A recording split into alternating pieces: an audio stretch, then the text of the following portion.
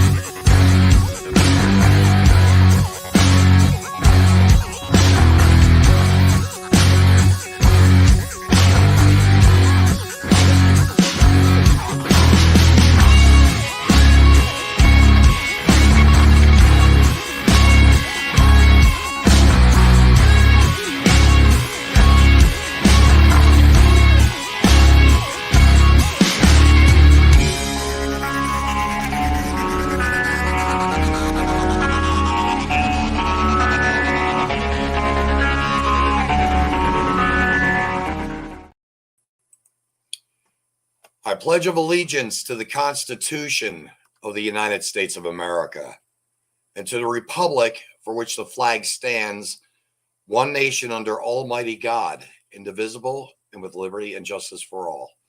As always, folks, I try to tell you that we have a quote, and found this just minutes ago, literally. It's a double-edged quote, as such as our life is. It's a very double-edged situation. Hey, Sally, how are you?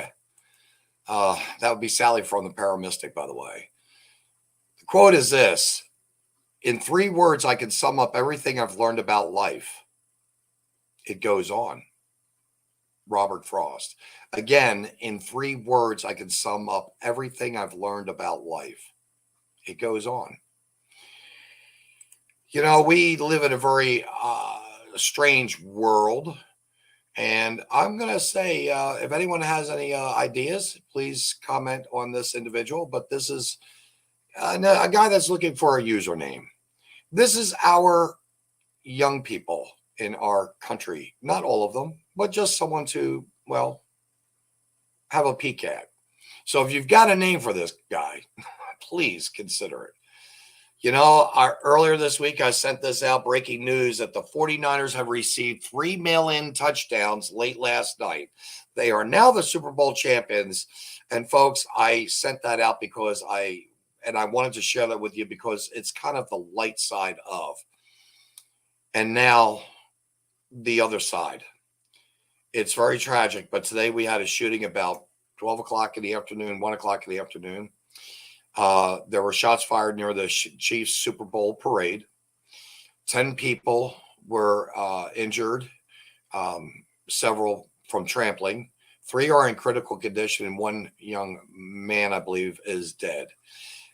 This is where our country is at, folks. We can't seem to be a civilized civil society. But, you know, we have things going on around us and in all aspects. And here we go. The education system is in this nation is garbage. Julie, thank you for being here, because you know what? I think that's about time for me to ask my guest to come on. Heath, would you please come on up? How are you? Good evening, sir. Very well. How about yourself? Well, with what we just saw for the news today, you and I discussed this briefly, as well as our producer, Dave, in the background. Your thoughts? I'm not surprised. It's tragic. It always is. It's senseless. There's no need for it. Life's, a life was ended today. Lives are going to be changed forever. And at the end of the day, there was no reason for it. No. People behaving poorly. And I think I mentioned to you, I said 20 years. It's actually been about 25. And the reason why I say now 25 and I change it. Hey, Gerald, how you doing? I think it's because of the Columbine shooting. Was a big first mass shooting in the schools, if I'm not mistaken, wasn't it? I think Columbine was the first school, yes. That was the first stepping stone to a school shooting. And as far as mass shootings before that, I have to tell you, I'm not so sure we had too many. I think we had a handful. A father and son. Malcolm was the son, I believe. But, you know, the thing is, within the past 25 years, the dynamics of our lives have changed so very much. And personally, myself, being in a position that I wish I could be at the moment to run for governor, the third thing on my list of things is the educational system. So, Heath, is it okay if we play this audio first? Absolutely. Folks, you're going to listen to Heath Gilbert speaking with the Superintendent Matt Robinson, and then basically in a discussion about the academics of the Cameron High School. Here we go. Thank you, Dave. The other day. Mm-hmm. She is a junior, right, and she is working the concession stand at the middle school. Okay. And basketball game, volleyball game, I don't remember. Yeah. A fellow student came over to her. A man had purchased $3.75 in whatever. Oh, yeah. Gave her $4. she had to ask my child how much change to give for $4. She is a junior in high school, and she does not understand $3.75 means a quarterback and change. In the entire 2 hours that my child was there, she had to help this other junior student to make simple change.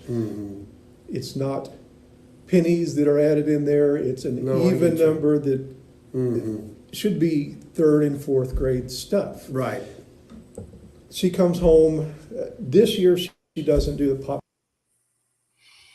So Heath, what was his demeanor? It seems like he's very, I don't want to say he's okay with it, but he's lacking some kind of emotion about this, I believe.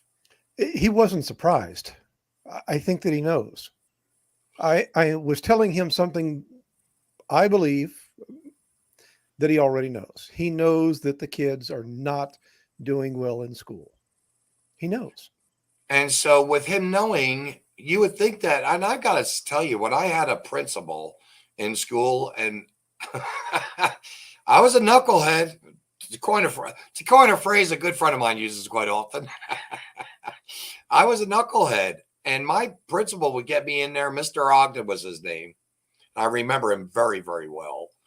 And he'd rattle my cage and make me say, hey, you got to step up. You know, you've got to start getting better grades. And he cared. I mean, Mr. Ogden really cared. This man here just sounds so, I'm used to it. I've heard it. It doesn't surprise me. No big deal. And so, Dave, if you don't mind, move on, please. Popcorn reading. Last year they did the popcorn reading in the ELA class. Oh, yeah. You know what popcorn reading? I do. Okay. Yeah.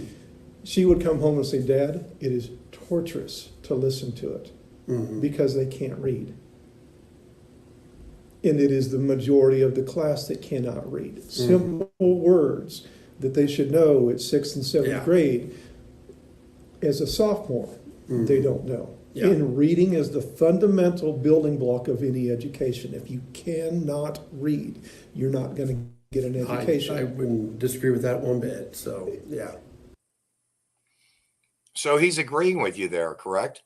Yeah, he is. He understands that reading is very important for anybody that's going to have an education. If you cannot read, you are not going to succeed in getting an education. You have to be able to read. Oh, wow. All right, Dave. I'm not blaming you. I'm not blaming the district. I believe that this started with the No Child Left Behind nonsense. Now, see, that to me was like you gave him a good reason for what's happening. And you're about ready to basically say, if I'm not mistaken, you'll be speaking in terms of leave no child behind. So continue, Dave. I'm sorry. Hey, before he I'm starts, sorry. can I possibly explain what the popcorn reading is? So the popcorn reading, the teacher picks a student in the class, and they all have the same thing that they're reading from. And the student that the teacher picks starts reading and will do either a paragraph or a few sentences. And at the end of that, whatever the teacher sets, say a paragraph, the student picks another student in the class. That student picks up where the first one left off. So everybody in the class gets an opportunity to read aloud from whatever the assigned reading is. So my child is sitting in the classroom, is hearing these kids trying to read stuff that we believe they should have been reading in 6th and 7th and 8th grade. As sophomores in high school, they're struggling with words. How is that possible? Anyway, I don't understand it. Yeah, well, the thing is this, when you listen to, when your daughter, for instance, listens to some of these children that are reading in her class, I don't know if you've seen it. I'm sure you have. I know we've both have seen it, but also it reflects in our social skills because a lot of these children are not able to socially communicate effectively. which is why a lot of times you hear the F-bombs and all the other profanities, Yes. you know, Yeah. to There's a replace fair bit of words that. that they want to try and use, correct? Yes. Yeah. And it's just, I think, them being rebellious too. They're getting to nearly be an adult, and they want a taste of adulthood, and who knows? Yeah. All right. Let's edit. Go with that, because I think actually the reading changed probably before that. It changed sometime in the 90s when we looked at how we were teaching reading, and we went away from how we taught reading, and we kind of got away from phonics, and we kind of got away from some of the other pieces. And now when you hear us talk about the science of reading, I wanted to stop there because he's talking about the phonics or the phonetics, correct? Yes. Again, it's the enunciation and the pronunciation of words that these kids are not being structurally detailed to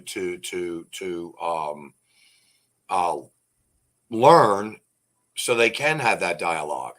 I think that's really crucial, personally.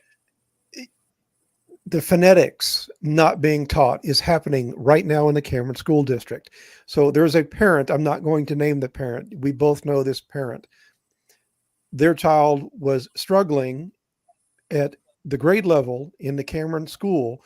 And when they dug into the lessons that are being taught, the kids are not taught to sound out a word because they don't know phonetically what the words sound like. So unless they have heard the word at the same time that they're seeing the word, the kids are not able to figure out what that word is. So if they sit down with a new word they've never seen before, they can't sound out the word to figure it out on their own. They need somebody to tell them what each word is. They have to memorize what the word is and how to say it.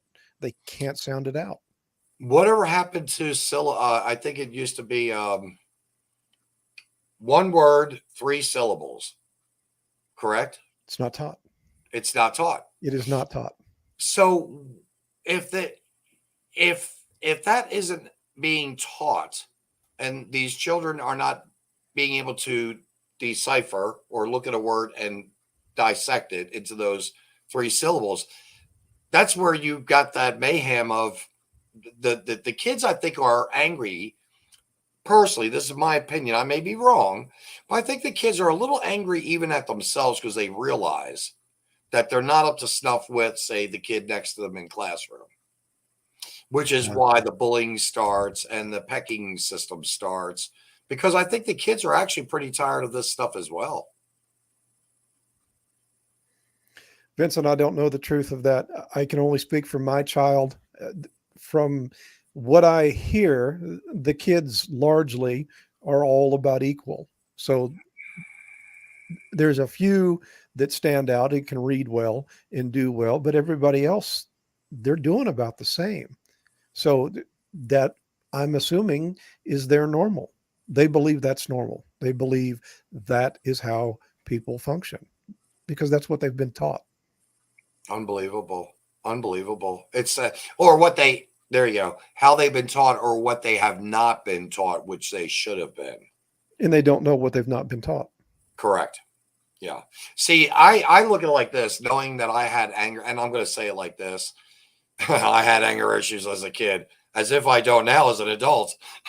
But seriously speaking, I would imagine it's got to be very, very, very frustrating to some of those children. It has to be. And then not to have it where the kid could go home and maybe have that dialogue with mom or dad.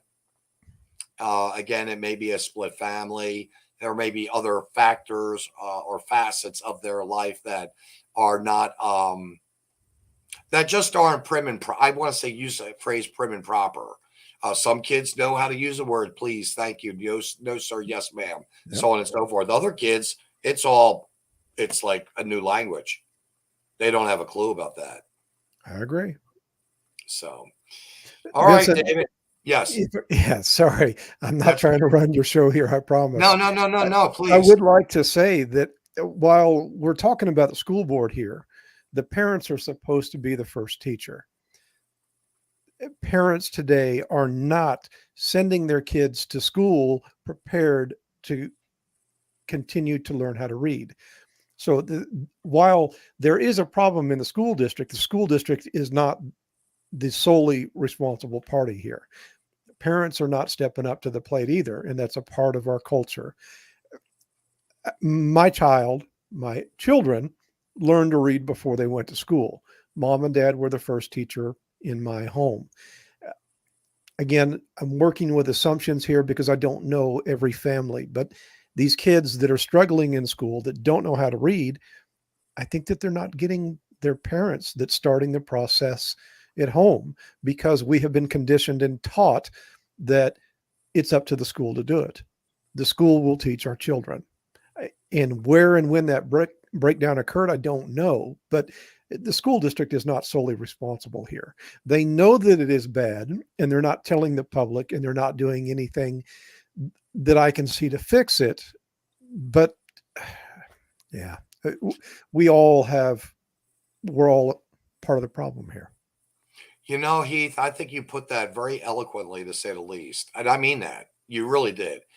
I go with the simplest form of the fractured foundation of family. Yes. But you really just gave a very good, poignant detail. It's that the parents aren't taking the time to see that the kids' homework is fulfilled, that they're not taking the time to say, hey, read a book. I remember seeing on the news way back when, in fact, it would have been about 20 years ago, there were two Asian women, twins, that were in Harvard University, and their mother made them read one book a week. Right. And then the mother would quiz them on that book, because that mother also read that book or knew of that book, or maybe she had the cliff notes. It doesn't matter. Mm-hmm.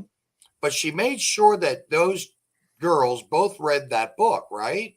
Yes. And what was amazing about it was she would reward them. So whatever they wanted for that weekend, maybe it was to go shopping, spend $100 on whatever. Maybe it was to go to a roller rink. Whatever it may have been, the child got their reward. And if the girl didn't read the book, then of course there was no reward for that weekend or the following weekend coming, because everything was set up to where the next weekend, the next weekend, the next weekend. Mm-hmm. You do this today, and next weekend you get that. In the meantime, here's another book, and move forward. And when I think about that story occasionally, and I'm sharing it right now, it makes me remember certain friends of mine that had parents that were pretty much like that as well. In other words, they made sure their kid, my classmates, some of them, I remember fathers in particular, two fathers, made sure his kids did their homework. They did not get out. They could not get out and play at the end of the day. Get your homework done, and then you can get on your bike, and then you can go play with the other kids.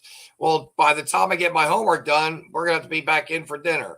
That's a breaks, but you can go out afterwards for a little longer. So they all had their own way of rewarding their kids. But you're right. You said that so well.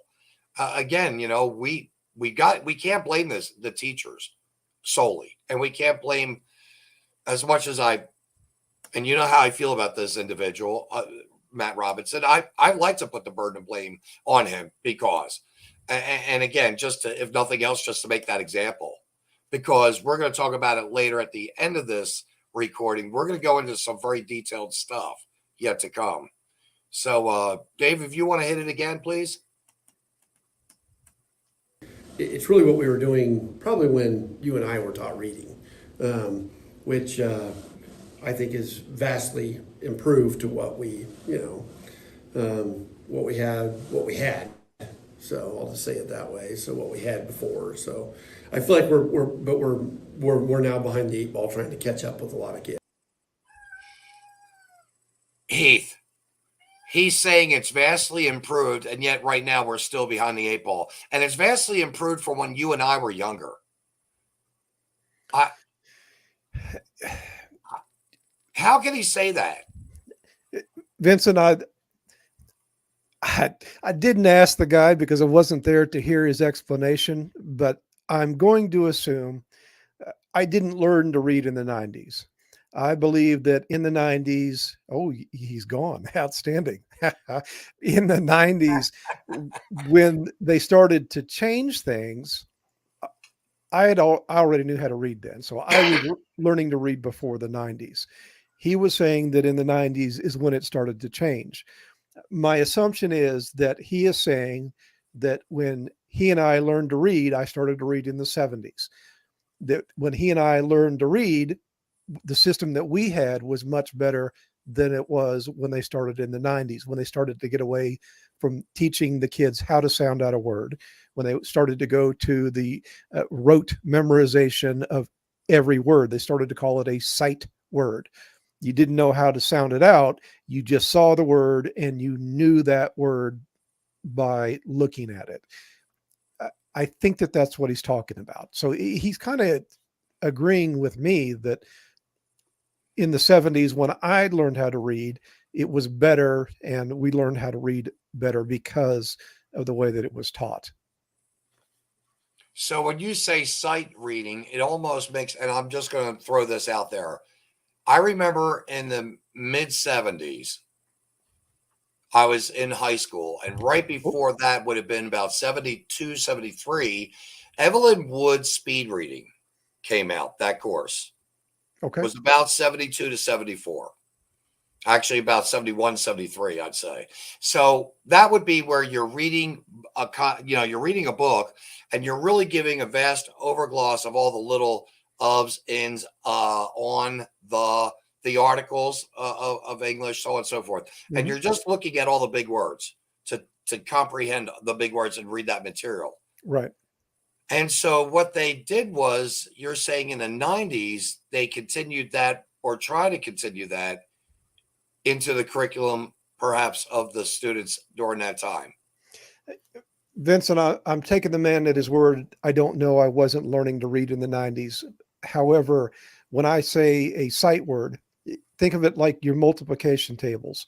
5 times 5 is 25.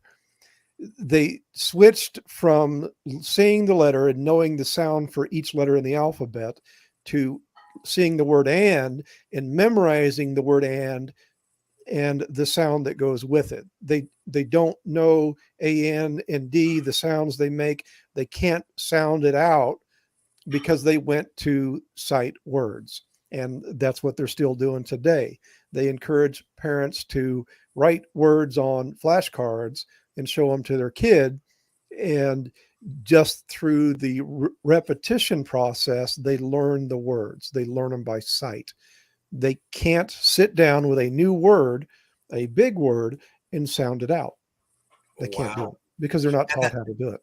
Then that means they're also not taught, and I'm just going to throw this out there, they're most likely not taught the definition, explicit definition of verbiage.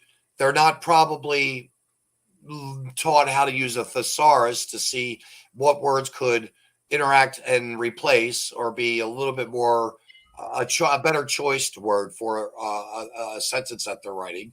And they probably didn't really, I guess, when we started getting rid of the encyclopedias and we started relying so much heavily on our phones and computers. So really, that's been those three things right there. A lot of people say, well, what is it? I mean, I've had friends, I've got people in their 30s and 40s. What's that, thesaurus? And I'm like, no, it's not a prehistoric dinosaur. Right. Although it is an education, probably. Oh, it's a prehistoric document, though, isn't it? They don't sell those things very often anymore, I don't think. I don't think you can even find one. And I mean, I'm lucky. I've got one. But seriously, the thing is, they're the spelling bees. They used to have spelling bees. And a lot of people, use that word in a sentence type thing. They've even gone away from most of that too, I think. Vincent, I don't know the answer to that. Wow. I don't. Well, you're making me reflect on my education. So thank you, by the way. So anything else, Heath? No. Okay. Nope. Hit it, Dave. And unfortunately, the kids that are so far behind, Are you ever going to be able to catch them back up? High school's gonna be tough. You know, it's always tough to start catching kids up in high school, especially when you've only. Ready for this, Heath? Yes. When he was saying catching kids up in high school, I know the reasoning for that, of course, is COVID. A lot of it's going to be COVID. They're going to blame something other than the academia. But the other thing is, he actually says in the next statement, somewhere in the, if I'm not mistaken, he says past 5 years. COVID was only 2.5, 3 years ago. Oh, let's play the clip. I think you may not have. Let's listen to it again. I need to hear it again. I think that he said something different, though. Okay. Or meant something different, rather. Okay.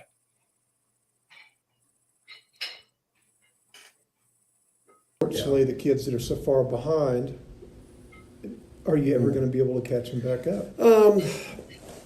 High school's gonna be tough. You know, it's always tough to start catching kids up in high school, especially when you've only got a couple years left. And at that point in time, you know, really up to 5th grade, you're learning to read. You know, that's still a component of it. After 5th grade, you read. There it is. Okay. So, again, he's not here to speak for himself. I believe what he was saying is that kindergarten through 5th grade, you are learning how to read. And if by the end of the 5th grade, you don't know how to read, from that point forward, they're not teaching you how to read anymore. They're giving you the reading so that you can learn what it is that you need to know. So if you don't have an understanding of how to read by the 5th grade, the rest of your years in school are going to be a struggle, because they are not going to teach you in junior high and in high school how to read. You're supposed to learn how to do that in elementary. The reading that you're doing is so that you can learn from the book to advance your knowledge. So if you don't know how to read by the 5th grade, you're screwed. And you would think that they probably would either have programs, a tutor program, maybe. They do. And the tutoring that they do in the Cameron School and the credit recovery that they do, they need work. The credit recovery, and here's an example. If I were to fail algebra, pass one semester, fail the second semester, I need to do a credit recovery for one semester. I go to summer school in the Cameron High School to try to make up that credit that I'm missing because I failed it. They will have me do the work until I get to my grade to a 60%. And as soon as I have a passing grade, they say, congratulations, you're done, go home. They don't try to instill all of the knowledge that you need to be able to walk out into the world and be proficient in algebra. They only take the time to get you to a passing grade so that they can get you to go to the next grade, so that they can continue to milk you for money, because those kids are a sugar daddy for the school district. Every day that child is in that seat, they get money. Yep. And the tutoring they do is kind of the same way. If you send your child to tutoring at the Cameron High School, they have all of the math classes that are combined into one tutoring class that's provided one day a week. And all the teacher is doing in that class, well, the tutoring after school is helping them to do their homework so that they can get their grade up to pass. They are not working on the fundamentals for those math classes that the kids are missing to try to get them to where they have that aha moment, that epiphany. I understand now, I can take A plus B and get it to equal C. They don't do that. They only put time and effort into getting the kids to pass. And as soon as they pass, they're done. And their ultimate goal, of course, is to see these kids, and I'm just going to say it like this, to see these kids rushed through to stay on their grade level so they can at the 12th grade level say, yep, we had an X percentage of students that graduated, and look at the numbers we have, and we've been able to maintain. Yes. Okay. Okay. All right, David, please. To learn. And so, if you don't know how to read by that point in time, you're going to struggle. And you're going to struggle with learning how to do it fluently going forward. So, that's something, like I said, this year, well, even started last year,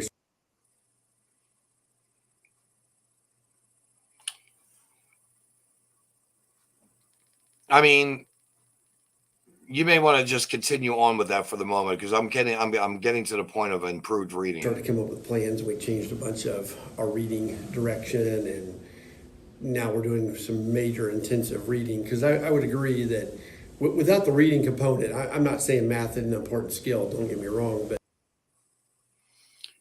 What do you think about that? Tell me what you think, and then I'll respond. How about that? Well, to me, it's almost like it's an excuse, and it's not a very good, solid excuse. He's trying to make the point that they're trying to help these students or help them in their reading and so on and so forth, but they're really not doing what they are capable of doing, Right. or but the resources that the schools have to do this for the children. Right. So this problem is not exclusive to the Cameron School District. This problem is statewide because it is a state curriculum that is being taught. The federal government, Uncle Sugar, of course, has a hand in this because we receive federal money, and with the federal money from the Department of Education always comes strings. So the federal government also has a hand in creating a portion of the curriculum. The majority of this is at the state level. Every school district in the state of Missouri is going to have this issue where the kids cannot read to grade level. They are not grade level proficient. The state knows that this problem exists. Every school district in the state of Missouri, excuse me, every school district in the state of Missouri knows this problem. They know that the kids, by the time that they're in the fifth grade, if they don't leave the fifth grade knowing how to read, that it's going to be a nightmare from that point forward. And instead of holding the kid back to make sure that they have a fundamental understanding of how to read, they push them on to the next grade. So at sixth grade, when that teacher gets those kids that can't read at the sixth grade level, they can't comprehend the work because they don't know how to read.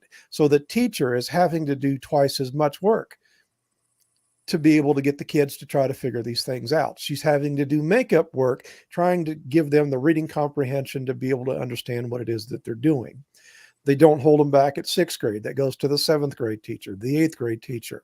And by the time they get to high school, as Mr. Robinson said, by the time they get to high school, it's just too late. They know that these kids are leaving the school district. They don't have a basic understanding of how to read and that they're not grade level proficient. They know that we're spending, I think Missouri has a budget of a little over $1 billion to fund public schools, that we are spending $1 billion a year in the state of Missouri, and we're pushing out the majority of the kids that are not able to read at grade level. Wow. Gerald had asked this question. So what about the students for which English is not their original language and they are not proficient? I think that poses another whole, and I'm just going to say it to you, Heath, that question alone poses a whole new level of hurt to both the teacher and the student and the students around that student. To answer his question, Gerald, I don't know if they have a metric to be able to track students who do not have English as their primary language. I don't know the answer to that. But it's going to be a struggle? Well, absolutely, it's going to be a struggle, especially if they come in, if they appear in the United States for the sixth grade. They've never had English before.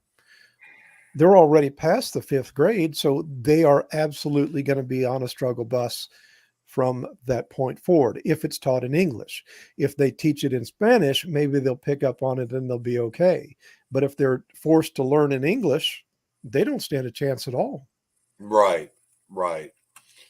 And with the, and we don't want to go too far off this topic, but with what we're seeing right now with the 10 to 15 million people that have come into this country from so many different countries, I personally see that being probably our number one problem is our communication.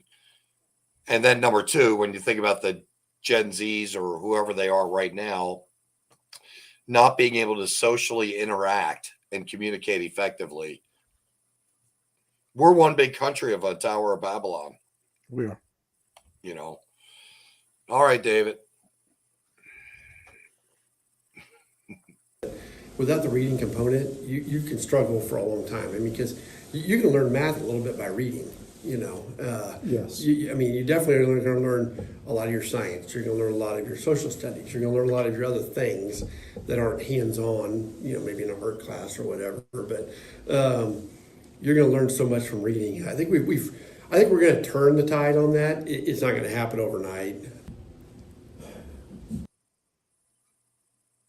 It's not going to happen overnight, and he thinks he's going to be able to turn the tide on that. I don't know how, because they're still not teaching kids how to sound out a word. And I think it was in the same meeting. I sat down with him for 45 minutes of what we just heard. And I told him that the kids in the grade school are not being taught how to sound out words. It was news to him. He did not know that the kids are not being taught how to sound out words. How can you learn to read if you don't know how to sound out a word? Right. Right. If you have an understanding of how to sound out a word, you can sit there with a book and struggle your way through it and get a comprehension of what you're reading. If you don't have somebody, if you don't understand how to do that, and you don't have somebody with you to tell you what that word is, you're never going to know what that word is. You're never going to get the full and complete meaning of what it is that you're reading. They still aren't teaching the kids how to read. Yes. Oh, when God is removed, it gives the devil more room to rule. And, you know, actually, that is a fundamental foundation, I believe, the Bible. There are so many stories in the Bible in and of itself that children were able to, let me rephrase that. I and many of my classmates were able to embrace Noah's Ark, Joseph's coat of many colors, David and Goliath, so on and so forth.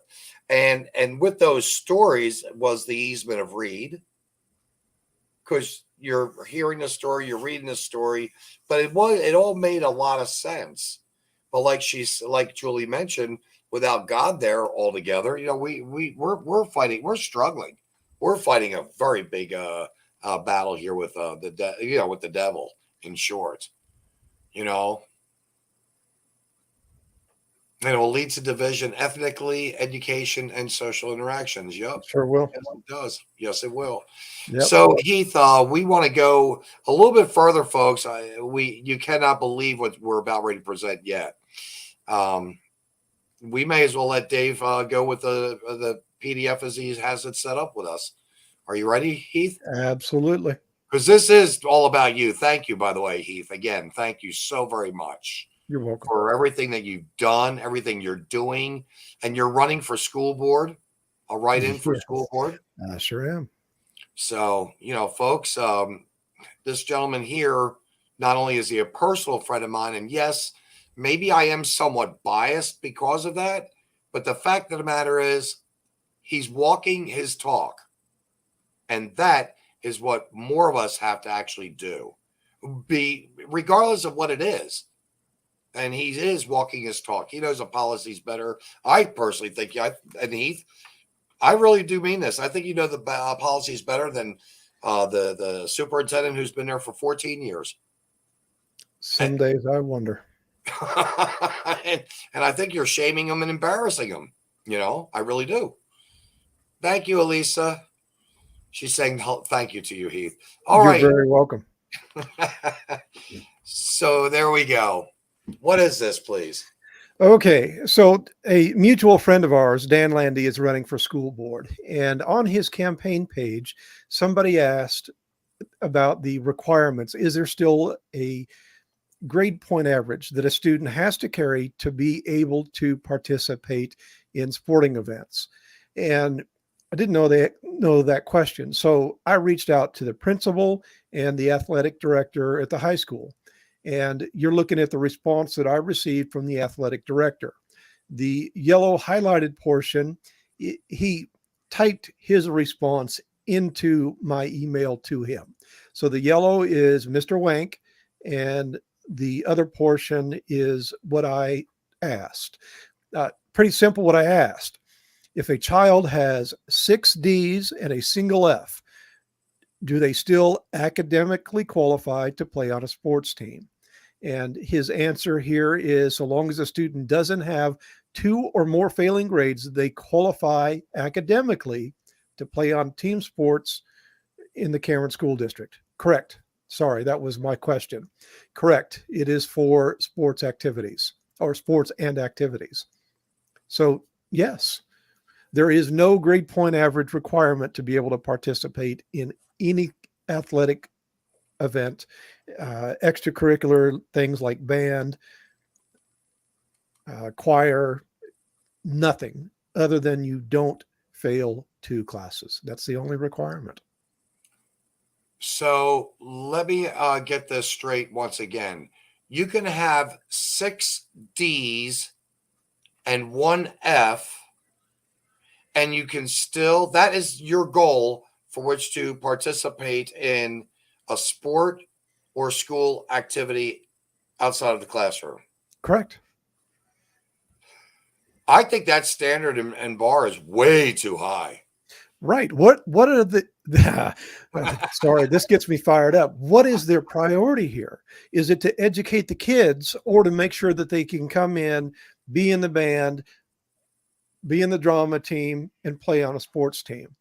What is the priority? And when they say, so long as you don't fail 2 classes, it doesn't matter what your GPA is, you're good to go. No, they are there. We are spending millions of dollars in our school district every year to educate the kids. We're not doing it so that they can play sports and be in a band. I don't understand where their priorities lie, and it frustrates me greatly. Well, I saw this growing up myself. First and foremost, I know I had a very different education. I went to a military school for about 8 years. They took out the military program the 3rd year I was in, I believe. So I didn't have to really go through like the Lords of Discipline movie type stuff. We used to call it a reformatory school. But seriously, we had to have a 3.0 grade average to have that title of, if we were playing well enough, by the way, to be on first string. Yes. And then if we had like a 2.5, we weren't really allowed to be considered playing or we could play first string, but we weren't able to say, well, I'm first string. That was kind of a title let for the people, for the students that held and maintained a certain GPA. Yes. That's a C+ average on up. And yet here we've got a failing student. And that was another thing we saw, that a lot of schools started, and parents, I think, were involved in this. It's like, wow, my son could just play for such and such college, or if my son could get on the pro ball, the big numbers all through the 70s and 80s, the big salary numbers is what I'm saying. Right. Yep. So if we actually, parents in the 70s, 80s actually kind of pushed that kind of mindset that sports are kind of more important, technically, than grades. Because look, my kid can make, X amount that hundreds of thousands of dollars a year throwing ball. And they weren't worried about the education. If they were gonna, yeah, I can't say that. Sorry, I'm gonna take back that statement. I don't know the people. I can't say that. Some people wanted them to play ball and to get an education, but sorry. Yeah, well, that's no, Heath. I think you can do a generalization or an overgloss. I do it all the time. You can't really say that all the parents felt that way, but it seems like it had to be enough parents to where we are today, because today It's all about, let's get the best football team we have. We get 3 of these guys can come out and go and play college ball. 1 can go into pro ball. Boom. We are a known school. And yet none of them can spell their name. Sure can't read at grade level. Yeah. What's another letter we have up here? There we go. Okay. So this is, by the way, that policy that we just read from, or you can have 1 F, but you can't have 2, is from the Missouri State High School Sports Athletic Association, MISHA. All of the schools in Missouri follow the MISHA guideline. So this is from the MISHA guideline. And what is relevant here for students 9 through 12 is item A under 2.3. Well, it don't matter. You're looking at it. Semester prior to participation. And I don't know the answer to this because I've not dug into it, but they're very clear. They don't say in the current semester and the prior semester. They say specifically in the semester prior to participation, your grades, you can have no more than 1 F. So my question and my concern here is, if football is big in Cameron, so let's say the football team, which is played during the first semester at school, if that child is failing all of his classes during the semester that they're playing football, according to this guideline, so long as he is at school every day, would not be disqualified from being able to play in that sport, because they are looking at the semester prior to when he would start to play on the football team. There's nothing in here that says the current semester while you're participating, you need to have only 1 F. So a kid could play football, fail all of his classes, and when football is over, can put his nose to the grindstone, can get his grades back up to where he's only passing 1 class and be eligible to play football again the next year. You and I both, you talked about it already. You had a GPA requirement to be able to play. If I wasn't at the right GPA, my little butt was sitting on a bench. I didn't get to play. I could practice, but I didn't get to put on the uniform and I didn't get to play. I had to sit there as a water boy and watch everybody else play. I don't know that that's right, but I'm looking at the guideline from the state, and that is the guideline that our school follows. I'm assuming that that is correct. That's just, it seems to be always it just seems to me that it seems like the kids are usually always doing catch up. They're not it seems like they don't have the self motivation. They don't have the ambition. They don't have the self drive. Maybe it's also a lack of self respect and self esteem, but they just don't have the. They just don't seem to have the oomph to say, you know what, I can do both. And they're not geared or pushed to really doing both, academia and athletic. It's like they're only being allowed to focus on one of the two. What is their priority? Truly, what is the priority? We're spending $1 billion a year in the state of Missouri for education, but education, the priority is education is taking a back seat to the experiences that they're providing at the school. So the sporting teams, the Performing Arts Center, they just built for $8.7 million in a town of less than 10,000 people. What in the world do we need an $8.7 million Performing Arts Center for? What is the priority? Is it the experience or the education?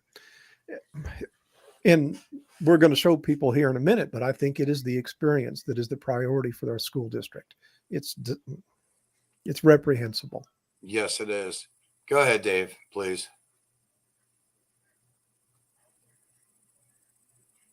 The attendance here. A participant must maintain a 90% attendance record.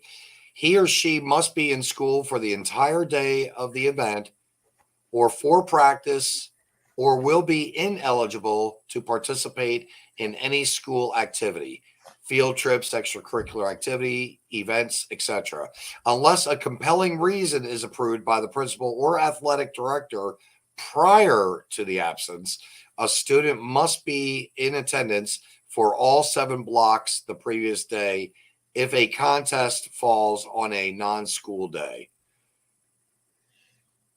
Rip that Okay. one a little bit. So the part that is interesting to me, you can have 1 F and 6 Ds, and it's okay for you to continue to play on the sports team. But if your attendance rate drops below 90% and the school district is not getting paid for you to be in that seat, you can no longer you can no longer play. So they are making it a requirement to be able to play on the sports team that you're there 90% of the time. They will keep you from playing on the sports team for your attendance, but they won't keep you from playing if your grade point average isn't above a C. Wow. Again, that speaks to the priority. The And only thing that they really care about is the money. it's having that seat, having a person in that seat for that money. And if I'm not mistaken, well, I know I've got this 17,800. Last year it was close to just a little over 15,000, but it's already gone up in 1 year. 17,800 per student in that classroom for the year to be taught. You know, Heath, this is where I think parents who really do care, and I'm not saying that they don't in some cases, but the parents that can fluctuate enough to work in the schedules of homeschooling. Again, I digress. I really do think that we could give those parents that money that as a tax rebate to homeschool their child, or to find that child, to give that monies to that family for them to maybe choose a private chartered school, a private school, some school other than. Because right now the public school is nothing but a money-making machine. Yes. And that's all they care about. Yes. And when you get a superintendent in this case here, and I'm sorry, folks, you listen to the audio. I really kind of wish we could play it all again, all from the beginning straight through. So you could just hear the tone, what I feel to be the tone of the superintendent. It's like he really doesn't care. I mean, he does. Kinda, but he doesn't. Because if he did, he'd have a little bit more fervor and saying, I don't want to do this. I want to. She is a junior, and she is working. Oh, I don't know what happened. I said I had wanted to earlier. That's okay, Dave. But no, he just doesn't have the fervor and the passion to say, by golly, I don't want us to just be good in football. I want our students to excel in academics. Yes. I don't know if you can hear it in my voice, Heath, but I'm frustrated.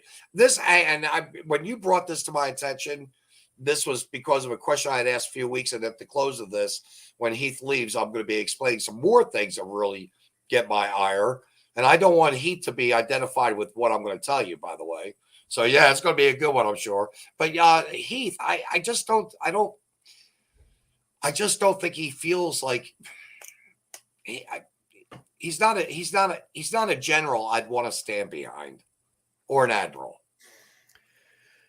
Vincent, I think that he cares. I do. I have had many conversations with the man over the past year. I sit down with him for 30 to 45 minutes at a time every month that I address the board. I think that he cares. But the reality is that his hands are, it's to some extent tied, because this is being done at the state level. The reading curriculum is set at the state level.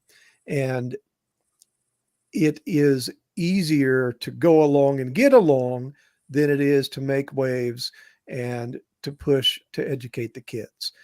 If he, again, assumptions on my part, I don't know this to be a fact, but if he were to push back against the state, and if he were to start holding kids back, for example, that can't read at the end of 5th grade, if he said, look, we're going to start holding kids back again. Your child can't read, they have to stay. That the community, a lot of the parents would rise up and say, you can't hold my child back. You can't hold back little Johnny. Little Johnny's a little angel. And he might lose his job. But the Board of Education, they can't get fired. Why aren't they standing up? Why aren't they coming out and telling the parents, folks, there's a real problem here. Only 42% of our kids are able to read at grade level. There's a problem. They're quiet. They celebrate when we go from 42.8 to 42.9. They celebrate.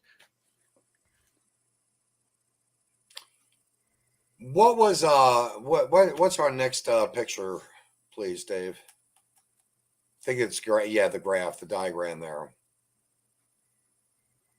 We can see right here on this diagram that isn't this the earned credits, whatever is greater than 80%? Is that what that's all about? This 4-block program and 8-block Vincent, program? I don't see anything on the screen other than you and I. Oh, okay. I'm sorry. For some reason, it's not on a screen. It's a diagram for the sample high school's academic schedules, meaning that the academic schedules are like a 6-period day, 5 each, 7-period day, 5 each, so on and so forth down the line. But I see for this particular deal here is this is where we're trying to see preparing the kids for college. This is a graph that was used for college. Do you see it at all, Heath? No, I don't. I know what you're talking about, though. That comes out of the MSHA guideline, and they have different rules on how many classes a child can fail based upon how many blocks the school has during the course of the day. So some schools have 4 blocks, some have 6, some have 7, some have as many as 10. And that is the MSHA guideline that shows, because Cameron has 7 blocks during the day at the high school level, that so long as the child is only failing a single class, they qualify to participate in a sporting event in the state of Missouri. And so, like in that case there was one piece that said you had to, I can't even believe I forgot, 8 out of 10. You had to at least pass 8 out of 10 in order to participate and be a part of the sporting program or whatever. Yeah, sorry, I didn't mean to interrupt you. So for a school that has 10 blocks, so they have 10 classes during the school day, they can fail 2 classes out of the 10 and still be able to participate. So long as they don't fail 3, they're good to go. Right on. And finally, this last letter, I believe this is with Mr. Crench. And folks, if you look at this this website right here, maybe you can explain what this in better detail, what that website is and why we're placing this up here, Heath, please. Vincent, I don't see it, brother. Oh, you don't see it.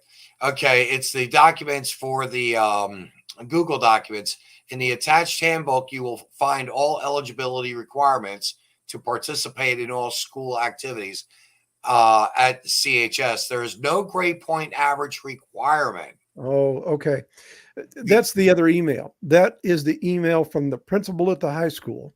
I asked the same question. A child fails 1 class and has a D in 6 other classes. Are they eligible to participate in a sports team? And he agrees and says, yes, we follow the MSHA guidelines. So long as they're only failing 1 class, it doesn't matter what their GPA is. They can play on a sporting team. And you and I actually went to that website and we pulled it up, and I believe we were looking at the ranking numbers and the 4-year graduation rate, the District A. We were ranked 225 out of 452 with a graduation rate of 94.3. And we're considered at the top 89% of the state. And yet at the ACT grade level, we're at 127 out of 456 schools, I believe, or rankings, with a composite score of 20.4. Right. And I'm probably asking you to, at this point, because I'm reading it right now. It's just that we don't have our proficiency rating is just deplorable, 40%, I believe. Correct? Correct. So the state test that they do at the end of the year, the MAP test, they got all the results back. They test them in reading, mathematics, and science are the three areas where they test. And they get those test results back, and they do magic tricks to determine what these scores are going to be. But they come back with basic, below, let me start at the bottom. Below basic, basic, proficient, and advanced are the 4 levels that a kid can test at on that exam. 42% of the kids in the entire school district, 1,600 students, are grade level proficient in reading.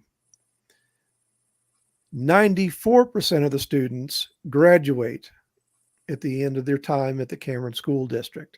Only 42% of those kids that are graduating are able to read at grade level. Less than half of the Yes. graduating class are able to read at that grade level of 12th grade. Yes. So every year they're pushing out kids, and it's not just the reading that's bad. Mathematics is bad. I think the mathematics is a little bit lower. No, I don't remember. I looked at so many numbers in the last month or so, but the mathematics score is equally as bad. It's in the 40 percentile range. It's less than 45%. So the same group of kids, they're not grade level proficient in reading. They're not grade level proficient in math. But Matt Robinson stands there on that stage and hands every one of them a diploma and says, here you go, you've graduated high school. And those kids go out into the workforce and say, hey, Mr. Employer, look here. I've got a diploma. I know how to read and do math. And that child that doesn't know how to make change from a $3.75 purchase when they're handed $4 is going to end up going somewhere, possibly, and making change. Wow. I know you spoke briefly and you didn't need to get too much deeper on it, the theater that they built for $7 to $8 million. You also brought up something last night in conversation with me. And folks, by the way, I think you can tell Heath and I speak quite often. I don't know. I always say I'm his shadow because I have to tell you, I can't keep up with the man. But you also brought up to something to the extent, and correct me if I'm wrong, $500,000, $500,000 is what they are wanting to spend.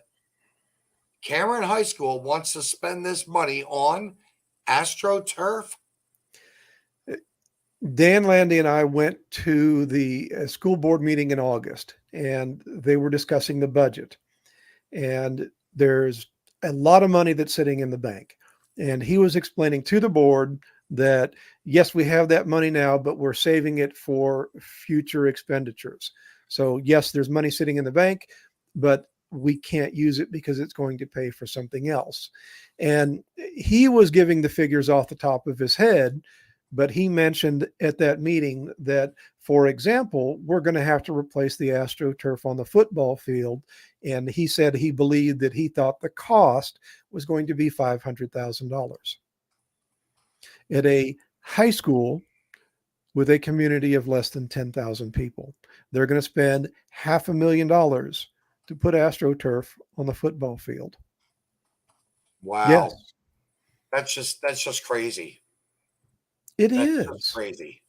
And don't get me wrong, I love football. I played football. I love football. I love football.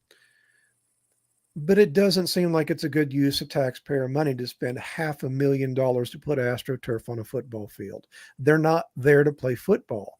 They're there to get an education. And again, it circles right back around to where are their priorities. Our kids are failing.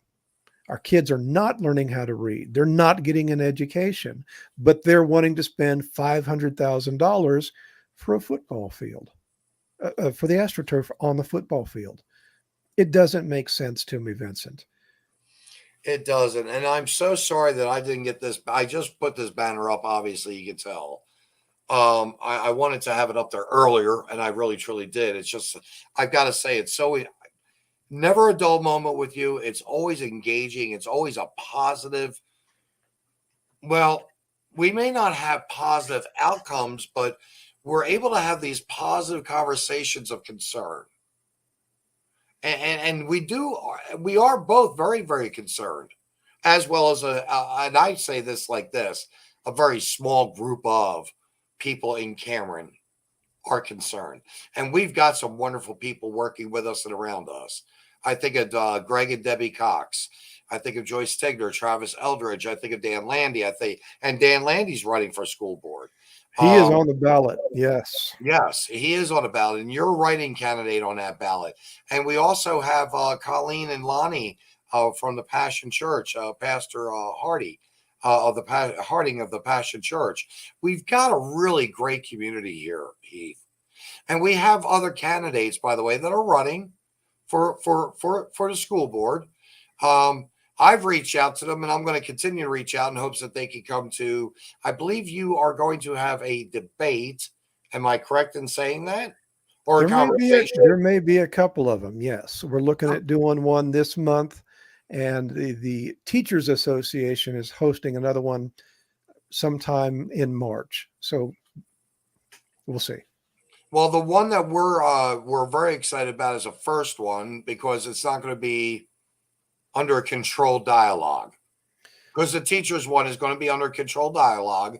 Yes, they don't want me to talk about the books. Yeah, with Dirty Dan, the retired minister, Kirscher, who also removed himself as president. I personally like to say thank you to him for stepping down after being requested. But seriously speaking, we're going to have something. I believe it's the 23rd. 23rd of February at the American Legion. I think it's 6:00 at night. Okay. Yes. Okay. And we're hoping to be able to have a camera set up that's going to live stream the event, and anybody that is interested can watch it or even push it out so that others can. And I believe Richie King from WO Entertainment has offered his services, I think, of doing that live feed as well as moderating it with you guys. I believe Outstanding. he's going to do that. I didn't know that he was going to do the live feed, but that's fantastic. I hope that he does. If he does, I don't have to mess with it. I could worry about the debate. Well, and if nothing else, I think, it's only a 20-mile jaunt, but I'll be there. Well, we'll iron out those details, but I do think that we should get that a live feed on that, by the way. So I wouldn't mind having dibs on the common denominator if you don't mind. I would at least, as long as somebody does it. There you go. Heath, the pornography in the school has been how. Well, actually, you and I actually did meet with the statistics and percentages and the ratios that you had presented to the school board on October the 17th of 22. And I was very impressed with you. And then we ended up, and I'm going to say it like this, I believe it was divine intervention. I believe it was divine appointment. The day before our last fourth and final interview, where we were really doing some good exposure of a librarian, Tanya O'Boyle, with her TikTok video bribing children to read porn distributed through the public library, paid for by taxpayers. We had Dr. Rick Scarborough, who came on and told us about booklooks.org and gofollette.com. Right. And that's when everything pretty much exploded in Cameron. And I think now seeing this, with what you're doing and what Dan's wanting to do, and I'm sure the other candidates are good old boys. I can't remember their names, folks. I'm usually pretty good about that, but I'm just having a brain fart. But I just only remember the name Dan Landy and Heath Gilbert. That's all I remember right now. Best plug I could give you, Heath. I appreciate it. I want to thank you for taking your time coming here. And the show is not over yet because, again, I have a dialogue. And Heath respectfully knows what it's about. And I asked him if it's okay if I just carry that one by myself, because if I get the arrows, it's only me. Or if arrows are being shot, it's only me that's getting them. But I'm Heath, go thank you so cover. very much, sir. You're very welcome. Get to your beautiful wife and have a wonderful, wonderful Valentine's Day. Thank you. Have a good evening. Yes, sir. Peace. So, folks, what I was speaking about earlier, and Dan Landy and Heath and I and Travis and several other people were very, very close. We're very close knit. We do care about our community. We care about what's going on. We know that we're doing the right things. In about a couple 2 weeks or so for myself, big thing is closing. Big thing's going to hopefully end.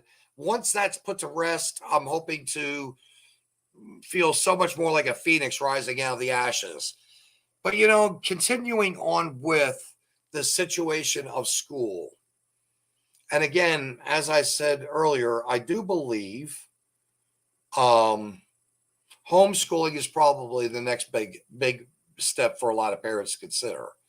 And if I were to be a governor or allowed to run for governor and become a governor, homeschool, this is the way it would go. You would get that tax, you would get that what would be considered educational rebates.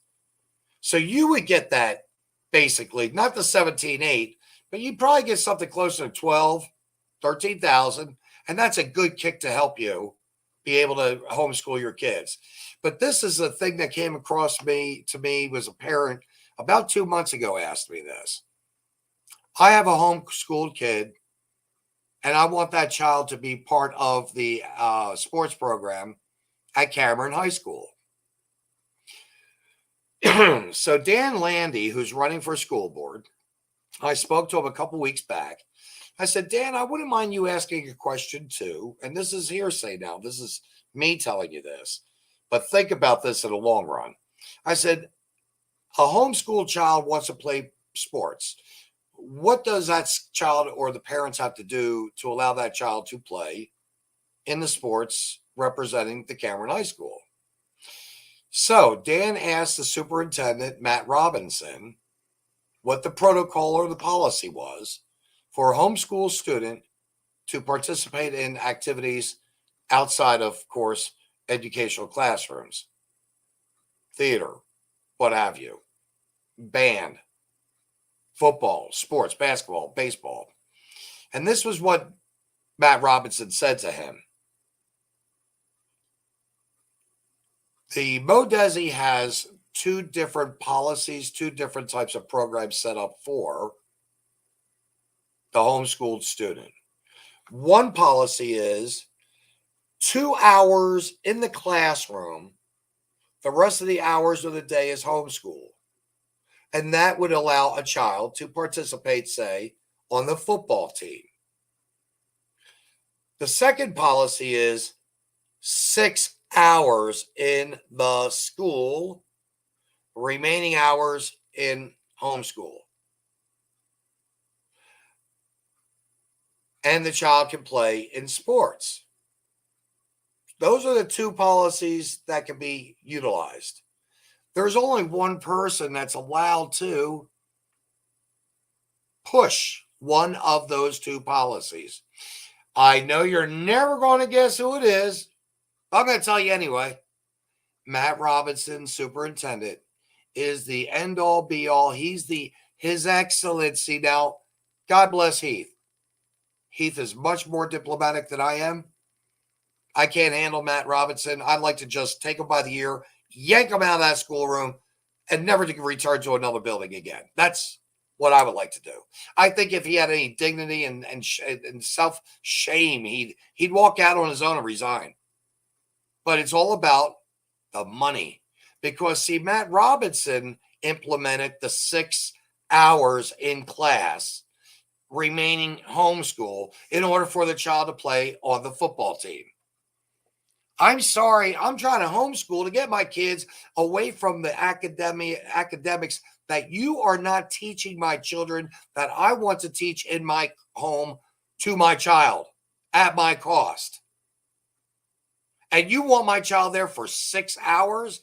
Why are you making my child go there for 6 hours when I don't want that child to be in the public school system? I'd rather him go for 2 hours Well, folks, it really comes down to one thing. It comes down to money, money, money, money, money. That's what it's all about. It's all about money. 2 hours a day or 6 hours a day. Which one brings in more money? And when you really get down to it and you look a little bit further, this isn't only on our school district area. This isn't only on just our state level. We have 7 to 9% of federal money that comes into our state to be distributed through the public schools. It's the Federal Department of Education. It's a federal Department of Education. And then you've got the National Education Association. And then you have the American Federation of Teachers. And it's a trickle-down effect. It's all about the money. But they're going to spend $500,000 on an astroturf when they should take that $500,000, put in a couple extra teachers, make sure these kids graduate, and they can graduate proudly with honors that they can say, hey, I am ready to go into a well-known college. Let's prioritize our education. Let's start putting the sports and athletics on back burners. And if we do this, folks, this country is going to maybe stands half a chance of turning around. Because if our kids aren't educated and we don't do what we should for our children, we're going to turn around. It's just going to be, we're going to be a third world country soon. And I hate to say that, but I really do believe we will be a third world country. And you know, a lot of you probably feel like this right here. You know, you would rather sit alone in truth instead of agreeing just to fit in. You know what? This is how I feel. Right up there at the top. Sometimes I feel right like that. You know what, folks? That's not a bad spot to be, because when a friend of mine sent me this picture, I said, you know what? I'm actually up here alone, but I'm looking down at those that are just in the pit of a pile of sadness, of depression, because they cannot seem to figure it out. They need to start climbing up that hill. They need to start being a part of it. I want to share this little letter from last week. I'm going to share it again. To my kids and grandkids, I am sorry I was too weak to fight and stand up for your freedoms that I once enjoyed. I was too scared to lose my job, and I was afraid I'd offend my friends. The reason you don't have your freedoms anymore is because of people like me that thought others would do this fight. I did not stand with them. If you haven't stood up against this madness yet, y'all better get to memorizing this speech, because that's going to be your letter of regret. And as always, I like to do something a little bit different. So today is Valentine's Day. Elisa, love of my life, I just absolutely love you. I think you're a wonderful woman. You're my Valentine. I've got a whole bunch of Valentines. I think we all do. We've got a lot of people in our lives that we love and care for. But I'll tell you what, gentlemen, I've got something that you can share with your wives and girlfriends tonight. And it goes like this. Sung to Clementine. You're my darling, you're my sweetheart, I want you for my Valentine. You are precious, you are special, won't you please be my Valentine? I know. I better stick to just doing these shows and not singing. In the meantime, thank you. Love you all. Have a good night. I hope this show gets out and shared. And more than anything, I hope you got something out of it, because we really do need to make some final changes. We need to make some changes, because if we don't, we're doomed. Here we go, folks. Over and out. See you next week. Peace.